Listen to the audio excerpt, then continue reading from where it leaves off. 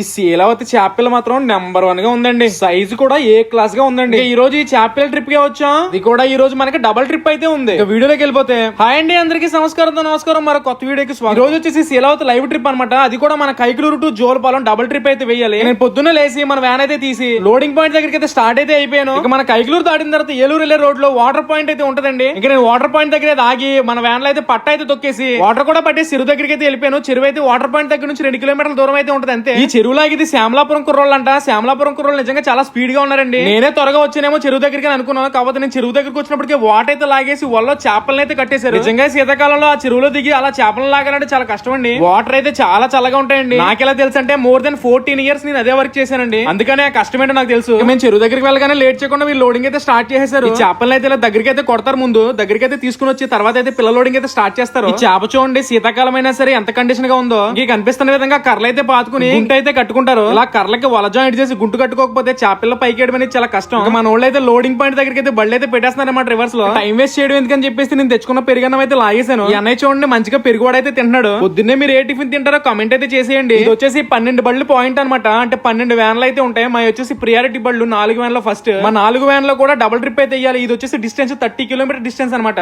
First trip కి నా van లో అయితే లోడింగ్ అయితే స్టార్ట్ అయిపోయింది. ఈ కనిపిస్తున్న విధంగా చేపలను అయితే లెక్క పెడతారు. సంచుల్లోకి అయితే లెక్క పెట్టరు. ఎందుకంటే ఆపాల్లో అయితే వాటర్ అయితే రాదు, సంచుల్లో అయితే వాటర్ అయితే వస్తుంది. లెక్క పెట్టిన పిల్లల్ని డైరెక్ట్ అయితే వ్యాన్ లోకి అయితే పంపరు. కాట అయితే పెడతారు. కాట కంపల్సరీ పెట్టాలి కాబట్టి వాటర్ రాకుండా ఉండాలంటే ఆపాల్లోనే లెక్క పెడతారు చేపల్ని. ఒక బండికి వచ్చేసి 7 క్వింటాల్ చేపలను అయితే వేస్తున్నారు. 7 క్వింటాల్ అంటే 700 కేజీలు చేపలను అయితే వ్యాన్ లో అయితే వేస్తున్నారు లోడింగ్. అంత చేపలు వేస్తే నలిగిపోతుంది కదా అనే డౌట్ మీకు రావచ్చు. అవునండి, డ్రైవర్ రెస్పాన్సిబుల్ గా లేకపోతే కంపల్సరీ చేపలు అయితే నలుగుతుంది. ఆక్సిజన్ గ్యాస్ అయితే సరిసమానంగా వదులుకుని 30 కిలోమీటర్ల దూరంలో 3 సార్లు అయినా ఆగి చూసుకోవాలి. ఎప్పటికప్పుడు ఆగి చెక్ చేసుకుంటూ ఉండాలి చేపల్ని. వెనకాల చేపలు కనుక నలిగి చనిపోతే ఆ లాస్ ని డ్రైవరే భరించాల్సి ఉంటది. మనం వెళ్లేదే 2000-3000 రూపాయల కిరాయికి. అందుకని 1-2 సార్లు కంపల్సరీ ఆగైతే చెక్ చేసుకోండి చేపల్ని. ఇంకా నేనైతే మన అన్లోడింగ్ పాయింట్ దగ్గరికి వచ్చేసాను. అన్లోడింగ్ పాయింట్ వచ్చేసి మన జోలపాలెం అనమాట. అన్లోడింగ్ అయితే స్టార్ట్ చేసేసాను. ఇది వచ్చేసి ఫస్ట్ ట్రిప్ అనమాట. ఇది అన్లోడింగ్ చేసి మళ్ళీ లోడింగ్ పాయింట్ దగ్గరికి అయితే వెళ్ళాలి. సెకండ్ ట్రిప్ అయితే ఉందని రమ్మని ఫోన్ చేశారు. సెకండ్ ట్రిప్ కూడా ఈ వీడియోలో చూపించాలంటే వీడియోలో ఎంత సరిపోదు కాబట్టి దీనికి పార్ట్ 2 వీడియో అయితే చేస్తాను. అక్కడ చెరువు దగ్గర పట్టుబడి అయితే కొంచెం డీటెయిల్ గా అయితే మీకు చూపిస్తాను. ఈసారి చేపలను అయితే ఈ విధంగా అయితే చెరువులోకి అయితే వదిలేస్తాం అనమాట. అలాగే ఈ రీల్ ని స్క్రోల్ చేసే ముందు ఒక ఫాలో, ఒక లైక్ కొట్టొచ్చు కదా. అలాగే ఈ చేపల గురించి బాగా తెలిసిన సీనియర్ అయితే ఈ చేప ఎన్ని గ్రాములు ఉంటుందో కామెంట్ అయితే చేసేయండి. ఇంకా ఈ రోజుకి ఈ వీడియో అంతే. మరో కొత్త వీడియోతో మళ్ళీ కలుసుకుందాం. అంతవరకు take care, good bye, tata, see you, జై హింద్. పార్ట్ 2 వీడియో అయితే రేపు అయితే వచ్చేస్తుంది. మీరు చేయాల్సిందా అకౌంట్ ని ఫాలో చేసి పెట్టుకోవడమే. ఉంటానండి మరి.